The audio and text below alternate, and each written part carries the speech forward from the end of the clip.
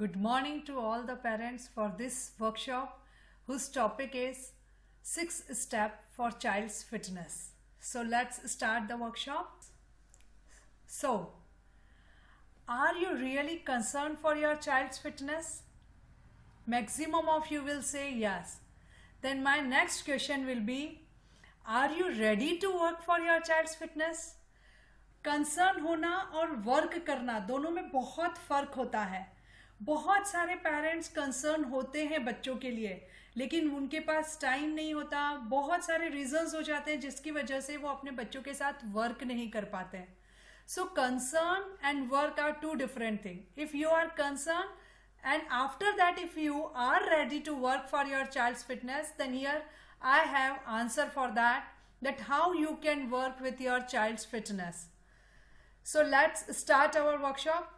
If you are really interested to work for your child's fitness, then you have to work with 6 steps.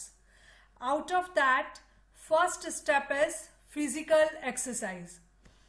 पहले हम लोग अपने समय की बात करें तो हम लोग इतना भागते थे, दौड़ते थे, इतना इधर से उधर कूदा फांदी करते थे कि हमारा ब्लड का सर्कुलेशन टो से हेड से लेके टो तक पूरा परफेक्ट होता था. लेकिन आजकल के बच्चे एक ही जगह पर ज्यादा बैठे रहते हैं, इतना भाग दौड़ कूदा फांदी नहीं होती और इसकी वजह से उनका ब्लड सर्कुलेशन पूरा प्रॉपर नहीं हो पाता. और जब ब्लड सर्कुलेशन प्रॉपर नहीं होता है तो बहुत सारी सिर दर्द से रिलेटेड प्रॉब्लम्स, आंखें चश्मा लग जाना, कंसंट्रेशन न बन पाना, ऑर्गन्स का वीक हो जाना, ऐसी बहुत सारी प्रॉब्लम्स होती हैं. पहले हमारे समय में शायद ही हम जानते थे सिर दर्द, कमर दर्द, पैर दर्द क्या होता है, लेकिन आज बच्चे बहुत अच्छे से इन सब दर्दों को जानते हैं. उनका सबसे बड़ा एक रीजन जो है उनकी फिजिकल एक्सरसाइज का कम होना. सो बहुत ज़रूरी है कि एटलीस्ट हम बच्चों के साथ 1 घंटे तक फिजिकल एक्सरसाइज करवाएं उन्हें. और एक चीज़ जो आपको फिजिकल एक्सरसाइज में ध्यान रखनी है कि उनकी एक्टिविटीज़ को, फिजिकल एक्सरसाइज की एक्टिविटीज़ को बदलते रहें. क्योंकि बच्चे, आजकल के जो बच्चे हैं वो कंप्यूटर, मोबाइल और इन सब में इतने इंटरेस्टेड होते हैं कि उनको हर पल में, हर सेकंड में चेंज चाहिए, तो वो एक ही एक्टिविटीज़ को लगातार नहीं कर पाते हैं. तो हमें उनको अलग अलग एक्टिविटीज से फिजिकल एक्सरसाइज करवानी है. जैसे छोटे बच्चे हैं तो हम उनको अलग अलग तरह से जंपिंग करवा सकते हैं, लाइक एक ही जगह पर दोनों पैरों से जंप करना, फिर एक अल्टरनेट पैर से जंप करना, फिर 1 लेग से jumping, kangaroo jumping, then frog jumping, ऐसे अलग अलग तरह की जंपिंग. वॉकिंग में हम उनको straight walking, back walking, curve walking, zigzag walking करवा सकते हैं. थ्रोइंग में हम उनको अलग अलग वेट के आइटम्स दे सकते हैं थ्रोइंग के लिए, लाइक हम उनको बिल्कुल लाइट वेट कागज दे सकते हैं, सॉफ्ट टॉयज दे सकते हैं, बॉल्स दे सकते हैं, light weight balls, heavy weight balls, बड़ी बॉल्स, छोटी बॉल्स, अलग अलग आइटम्स की थ्रोइंग करवा सकते हैं. और वो भी जैसे बकेट में हम थ्रोइंग करवा सकते हैं, रिंग के अंदर से थ्रोइंग करवा सकते हैं. ओके, एक टारगेट बना दे वॉल पे, उस पे हम थ्रोइंग करवा सकते हैं.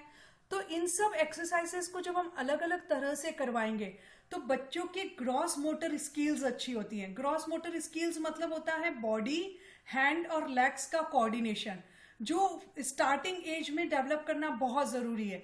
तो इन सब एक्टिविटीज़ को जब हम अलग अलग तरह से करवाएंगे तो उनका ग्रॉस मोटर स्किल बहुत अच्छा डेवलप होगा.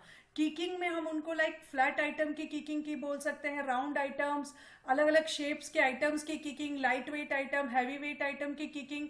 इन सब से उनको ये पता चलेगा कि उनको कब कितना प्रेशर लगाना है, कब कितना प्रेशर कम करना है, कब कैसे वर्क करना है, ये सारी चीज़ों का उनको आइडिया लगेगा. रोलिंग अलग अलग तरह से क्लाइंबिंग, अलग अलग आइटम्स पे हम उनको क्लाइंबिंग करवा सकते हैं. हम उनको अगर ट्री है तो ट्री पे क्लाइंबिंग करवा सकते हैं, चेयर पे, सोफा पे, ऐसे नकली कुछ ऐसी स्टेप्स बना सकते हैं, उन पे क्लाइंबिंग करवा सकते हैं.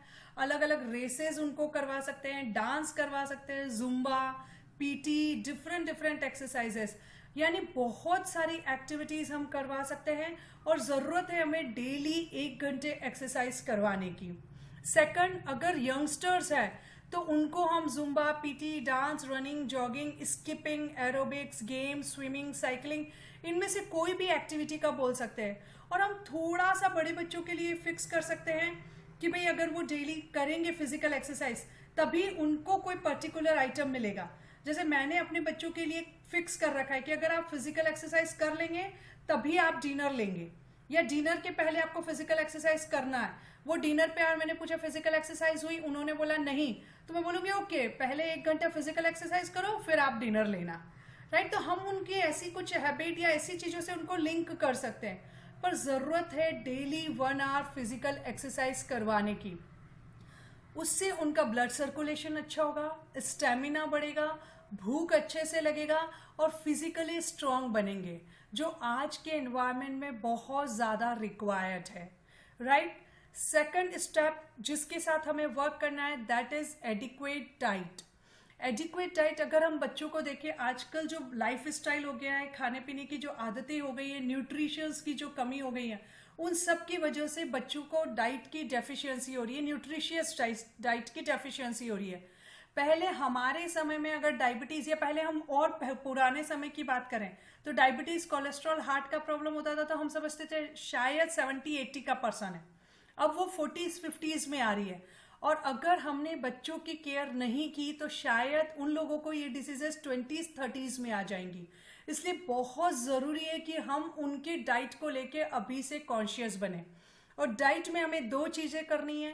पहला है more good food, good food को बढ़ाना है, यानी फल, सब्जियां, दालें, अनाज, अलग अलग तरह के अनाज, दूध, दही, ये सब चीज़ें, पनीर, इन सब को बहुत इंक्लूड करना है।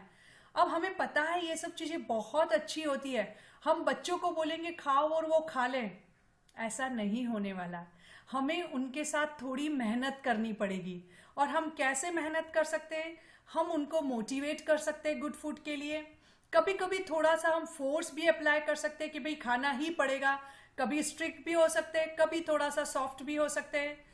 थोड़ा सा कभी कभी ज़रूरत पड़ने पर हम इमोशनल डायलॉग्स मार सकते हैं। और थोड़ा सा उनकी ईटिंग हैबिट्स में हम थोड़ा सा हेल्दी वेराइटीज़ को ऐड करें। जैसे रायता अगर हम एक तरह का बनाते हैं तो कोशिश करें उसको 3-4 तरह से बनाएं। जैसे आज बूंदी का रायता हो गया तो नेक्स्ट ककड़ी का रायता हो गया, प्याज टमाटर का रायता हो गया, लौकी का रायता हो गया, तो ऐसे वेराइटीज़ ऐड करें। हम एक ही सब्जी तरोई की बना रहे तो उसको 3-4 वेराइटी से बना लें। तो हर सब्जियों में हम उनको वेराइटीज़ दे सकते हैं, तो वेराइटी से अपने आप उनका इंटरेस्ट जगने लगता है सब्जियों के लिए, फ्रूट्स के लिए, वेजिटेबल्स के लिए। फिर हम उनका एक और चीज़ जो बहुत अच्छी होती है जनरली, कि उनकी मिक्स करना हेल्दी फूड को और फेवरेट डिशेस को। कैसे? सपोज उनको आलू बहुत पसंद है और तरोई कम पसंद है, तो आप आलू बनाएं और उसके साथ में तरोई बनाएं, तो क्या होगा, एक उनकी फेवरेट डिश है, एक कम फेवरेट है, और आपको थोड़ा सा ये कंपल्शन करना पड़ेगा कि आपको दोनों फिनिश करनी है, राइट। तो वो उनकी फेवरेट डिश के साथ एक थोड़ी सी कम फेवरेट डिश भी खा लेंगे। उनकी फेवरेट कोई दाल है तो उसके साथ उनके कम पसंद वाली सब्जी हम बना सकते हैं। तो इस तरह से ग्रीन वेजिटेबल्स के स्टफ परांठे हम अलग अलग अलग अलग तरह से दे सकते हैं। तो इस तरह से हम उनके फेवरेट डिशेस को थोड़ा सा हेल्दी फूड के साथ मिक्स करके उनके गुड फूड की हैबिट को बढ़ा सकते हैं। नेक्स्ट जो हमें थोड़ा सा ध्यान देना है दैट इज बैड फूड को कम करना है। We have to reduce bad food. और उसके लिए सबसे पहले as a parent, as a mother जो हमें समझना होगा that is we have to stop unhealthy cooking, right. अभी हमें बहुत अच्छा लगता है जब हम ये बोलते हैं वाओ मैं तो बहुत तरह की आइसक्रीम बना लेती हूँ घर पे, मैं चाइनीज़ बना लेती हूँ, मुझे सारा तला गला आता है, मैं थाई फूड बना लेती हूँ। All this cookings give appreciation to us, लेकिन हमारे बच्चों को वो हेल्थ नहीं दे रहा है। So we have to be careful, we have to stop this unhealthy cooking. जितना भी फ्राइड फूड, जंक फूड है, ये सब हमें अवॉइड करना पड़ेगा। अगर हम आज अपनी अनहेल्दी कुकिंग्स को स्टॉप करेंगे तो कल हम बच्चों को हेल्थ दे सकते हैं, अदरवाइज बच्चों को हेल्थ के लिए बहुत चैलेंज फेस करना पड़ेगा। नेक्स्ट इज उनका एक शेड्यूल फिक्स करें, लाइक मॉर्निंग में मील लिया, उसके बाद आप फ्रूट का एक टाइम फिक्स कर सकते हैं, डिनर का टाइम फिक्स कर सकते हैं, और डिनर के पहले 2 घंटे उन्हें कुछ न दें, क्योंकि बच्चे जनरली कोई मीठी चीज़ खा लेते तो उन्हें लगता है कि उनका पेट भर गया है, बट उससे उनको कैलोरीज मिल जाता है लेकिन उनको जो न्यूट्रिशियस चाहिए वो नहीं मिलता। सो एक फिक्स शेड्यूल हम उनका मेंटेन करके चलें। Junk food, fried food, gravy food, ये जितना अवॉइड कर सकें हम अवॉइड करें उनके लिए। कोल्ड ड्रिंक्स, टी, कॉफ़ी को अवॉइड करें।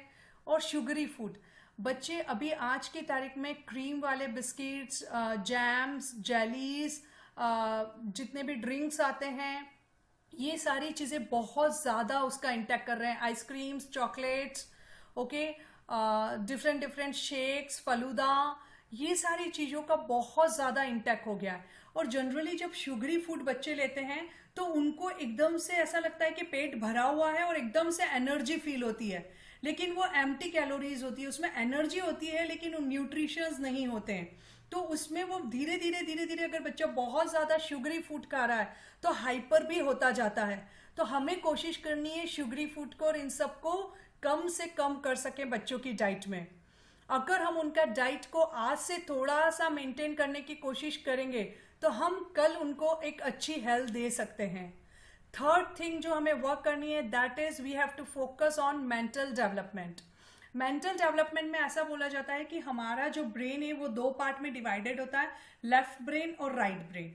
राइट, तो हमें कोशिश करनी है जिस बच्चे का राइट ब्रेन डोमिनेंट है वो लेफ्ट हैंड से लिखेगा, जिसका लेफ्ट ब्रेन डोमिनेंट है वो राइट हैंड से लिखेगा। तो जो भी बच्चे की राइटिंग हैबिट्स है, हमें कोशिश करनी है कि दोनों ब्रेन्स का कोऑर्डिनेशन को हम और ज़्यादा इम्प्रूव कर सकें। और उसके लिए अगर हम दो सब्जेक्ट पे स्पेशली बात करें, स्पेशली वर्क करें बच्चों के साथ, मैथमेटिक्स एंड लैंग्वेज, तो हम उनके ब्रेन के डेवलपमेंट को बहुत अच्छा कर सकते हैं। मैथमेटिक्स इंप्रूवमेंट के लिए हम उनको tables, squares, formula, calculation formulas learn करवा सकते हैं। उनको घर में जितनी भी कैलकुलेशंस हो रही है, हम कुछ खरीदने जा रहे हैं, सामान लेने जा रहे हैं, किसी का दूध वाले का हिसाब कर रहे हैं, सब्जी वाले का हिसाब कर रहे हैं, काम वाले का हिसाब कर रहे हैं, तो वो सब कैलकुलेशंस बच्चों को बोलिए वो करेंगे, तो उससे उनको इंटरेस्ट भी आएगा और उनका कैलकुलेशन भी इम्प्रूव होगा। फिर नेक्स्ट हमें जो वर्क करना है that is with language. Language development में दोनों हिंदी लैंग्वेज और इंग्लिश लैंग्वेज, दोनों लैंग्वेज के साथ हमें बच्चों के वर्क करना है। और उसके लिए सबसे बेस्ट है दो चीज़ें। First one is loud reading. उनको बोलिए जोर जोर से 2 पेज पढ़ें और हो सके तो उसको डेली की हैबिट में लाएं। सेकंड जो करना है, उनको बोलना है कॉपिंग करे वो न्यूज़ रीडर की, कमेंटेटर की, आर्टिस्ट की या कार्टून्स की। जब वो कॉपिंग करेंगे तो उनको वोकेबलरी भी इंप्रूव होगा, उनका प्रोनाउंसिएशन, उनके एक्सेंट्स भी इंप्रूव होंगे और लैंग्वेज भी बहुत अच्छे से उनकी डेवलप होगी। तो हम उनको ये ऑप्शन दे सकते हैं कि भाई डेली हाफ एन आवर आपको किसी भी चीज को कॉपिंग करना है, आपको न्यूज रीडर की करे, कमेंटेटर की करे, आर्टिस्ट की करे, कार्टून की करे। तो ये हम एक उनके लैंग्वेज डेवलपमेंट के लिए वर्क कर सकते हैं। लेफ्ट राइट ब्रेन जो मैंने बोला था, उसके लिए आप अगर बच्चा राइट हैंडर है तो उसको कभी कभी लेफ्ट हैंड से खाना खाने की, लिखने की या काम करने की आप बोल सकते हैं। लेफ्ट हैंडर है तो उसको राइट हैंड से खाना खाने की, लिखने की या काम करने की आप बोल सकते हैं। इससे लेफ्ट और राइट ब्रेन का कोऑर्डिनेशन इंप्रूव होता है। अगर हम इन 3 चीजों पे फोकस करें तो हम बच्चे को बहुत अच्छा मेंटल डेवलपमेंट दे सकते हैं। After that fourth point which comes is give them responsibility. हम जनरली बच्चों को रिस्पॉन्सिबिलिटी नहीं देते, उसके 2 रीजन होते हैं। पहला रीजन होता है हम सोचते हैं कि बच्चा काम कर नहीं पाएगा या काम को डिले कर देगा। राइट, या तो प्रॉपर वे में नहीं करेगा या फिर शायद काम डिले कर देगा। दोनों ही स्थितियों में हमें उसको सिखाना होगा। वो काम डिले करे तो भी हमें उसको समझाना पड़ेगा कि भाई काम आप ही को कंप्लीट करना है, और अगर वो गलत करे तो उसके कॉन्सिक्वेंसेस को भी वो फेस करे, ये हमें उसमें आदत डालनी पड़ेगी। इसलिए बहुत ज़रूरी है कि हम उनको रिस्पॉन्सिबिलिटी दें, कुछ काम दें, और हो सके तो उनका डेली रूटीन में कुछ रिस्पॉन्सिबिलिटी उनको दे के रखिए। जैसे मैं मेरी बताती हूँ, मैंने अपने बच्चों को एक रिस्पॉन्सिबिलिटी दी हुई है कि जब भी डिनर लगाना है आपको किचन में आना है, आपको सारा डिनर डाइनिंग टेबल पे लेके जाना है और सबको सर्व करना है, सबको खाना खिलाना है और वापस सारे आइटम्स किचन में लाके और डाइनिंग टेबल को क्लीन करना है। अब ये एक रिस्पॉन्सिबिलिटी उनका फिक्स है, तो उन्हें पता है जैसे ही उनका टाइम आएगा डिनर का वो अपने आप किचन में आएंगे, अपने आप सारी चीज़ों को मैनेज करेंगे। सेम उनको हमने एक और रिस्पॉन्सिबिलिटी दे रखा है कि इवनिंग में आपको ही बिस्तर लगाने हैं, गादी वगैरह आपको बिछानी है और आप ही को उठानी है। तो ऐसे कुछ डेली रूटीन की रिस्पॉन्सिबिलिटी उनको दे के रखें ताकि उन्हें ये समझ में आएगा कि अपनी रिस्पॉन्सिबिलिटीज को कैसे कंप्लीट किया जाता है ऑन टाइम। राइट, और फिर जब भी आपको हेल्प की जरूरत हो, डोंट हेजिटेट। हम लोग को बहुत हेजिटेशन होता है बच्चों से हेल्प लेने में, वो चीज़ हमें थोड़ी सी खत्म करनी है। जिस एज ग्रुप के हैं बच्चे, उसकी एज ग्रुप के हिसाब से उनकी हेल्प हमें लेना है, और अगर वो हमारे हेल्प करते हैं तो हमें उनको अप्रिशिएट करना है, हमें उनको थैंक यू बोलना है। तो हमें ये चीज़ का थोड़ा सा ध्यान रखना है।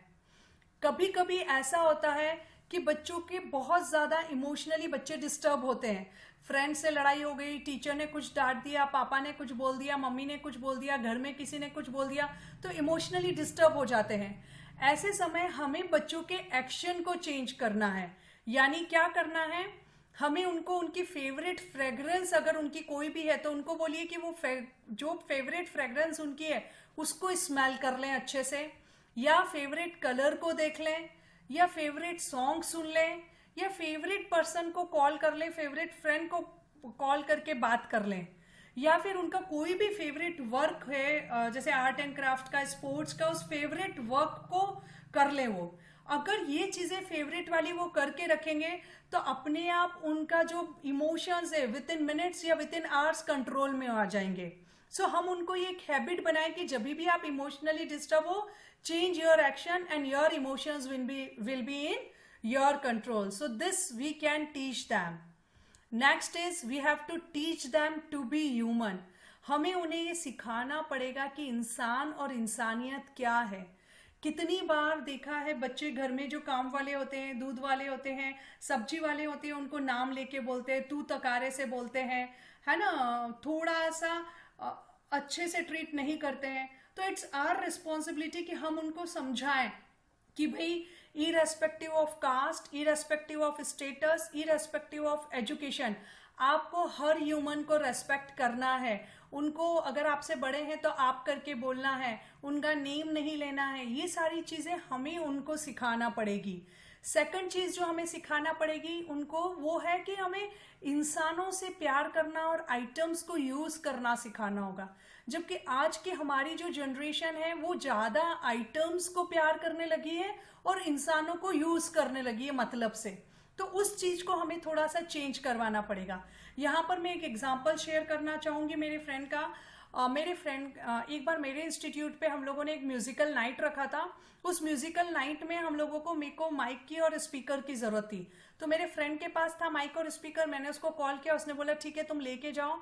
मैं लेने गई और जब माइक और स्पीकर मैंने लिए तो उसने बोला कि आज मेरा बेटा नाराज़ है। मैंने कहा क्यों? बोले कि एक्चुअली कल मेरा माइक और स्पीकर वहाँ गए थे सत्संग में, तो वहाँ हल्का सा माइक डैमेज हो गया, फिर मुझे उसको रिपेयर करना पड़ा और करीब 200-300 रुपए लगे। वो मेरा फ्रेंड बहुत वेल टू डू कंडीशन में था। 200-300 रुपीज उसके लिए कोई मायने नहीं रखते थे। उसने मुझसे बोला कि तू थोड़ा सा माइक का और स्पीकर का ध्यान रखना। मैंने बोला ओके मैं पूरा ध्यान रखूंगी। मुझे बुरा लगा, लेकिन मुझे बुरा इसलिए नहीं लगा कि उसने मुझे ध्यान रखने की बोला। मुझे बुरा इसलिए लगा कि उसने अपने बेटे को उस वक्त शायद सही चीज नहीं समझाई।